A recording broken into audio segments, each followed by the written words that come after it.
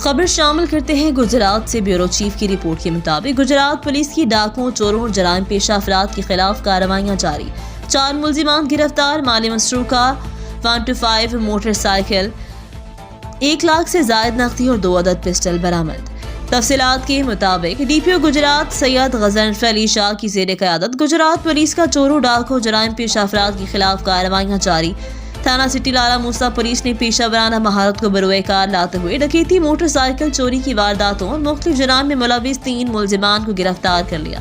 گرفتار ہونے والے ملزمان میں محمد یاسر ولد محمد شفقت ساکن محلہ رحمت آباد، فلک شیر ولد طالب ساکن محلہ رحمت پورہ لالہ موسیٰ، اسد اللہ ولد کالا خان ساکن شفقت آباد شامل، جن کے قبضے سے مالی مسروقہ 125 موٹر سائیکل، 1 لاکھ سے زائد نقدی، پسٹل 30 بور برآمد کر لیا۔ دوسری کارروائی میں تھانہ ڈویژن پولیس نے ناجائز اسلحہ برداروں کے خلاف کارروائی کرتے ہوئے ملزم احمد رضا ولد زمان سکھنا پنجن کسانہ ضلع گجرات کو پسٹل 30 بور سمیت گرفتار کر لیا۔